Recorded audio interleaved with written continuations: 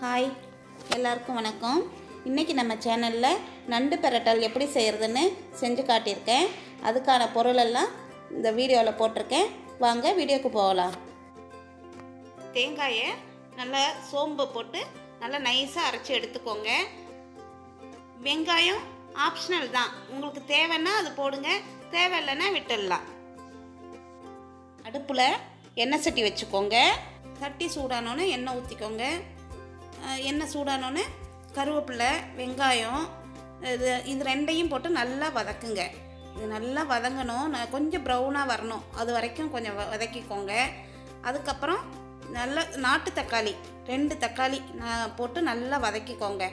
இது நல்லா வதங்கணும், ஒரு 2 மினிட்ஸ் 3 மினிட்ஸ் நல்லா வதக்குங்க. அது வதங்கிறதுக்காக கொஞ்சமாக உப்பு போட்டுக்கோங்க. உங்களுக்கு தேவையான அளவு உப்பு போட்டு அதில் நல்லா வதக்குங்க. அது வதங்கிட்டே இருக்கும்போது என்ன பண்ணுங்கள், செத்த நேரம் அதை மூடி வச்சிட்டிங்கன்னா இன்னும் நல்லா வதங்கிடும். அது நல்லா மசிஞ்சிருக்கும், வெங்காயம் தக்காளியெல்லாம் நல்லா மசிஞ்சிருக்கும். அதோட ஒரு 2-2.5 ஸ்பூனு மிளகாத்தூள் போடுங்க. 1/2 கிலோ நண்டுக்கு ஒரு 2-2.5 ஸ்பூன் மிளகாத்தூள் போடலாம்.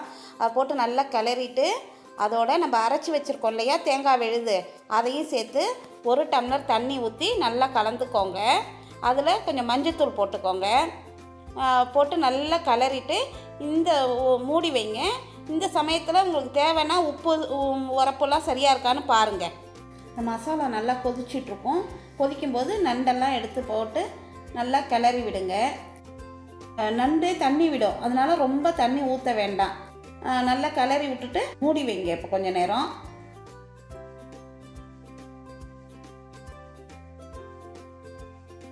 இது நண்டு ஒரு 2 or 3 மினிட்ஸ் நல்லா கொதிச்சோன்னே நம்ம அரிஞ்சு வச்சுருக்கிற முருங்கைக்காய் துண்டுகளையும் அதோட போட்டு நல்லா கிளறி விடுங்க. நல்லா எல்லா இடமும் நல்லா மிக்ஸ் ஆகிற மாதிரி கிளறி விடுங்க. கிளறி விட்டு கொஞ்சம் நேரத்தில் அது மூடி வச்சுருங்க. இப்போ முருங்கைக்காய் நண்டு எல்லாம் சேர்ந்து ஒன்றா வெந்து உப்பு உரப்பு புளிப்பு எல்லாம் சேர்ந்து இருக்கும். இந்த மாதிரி சமயத்தில் கொஞ்சம் நேரம் சிம்மில் வச்சு மூடி வைங்க.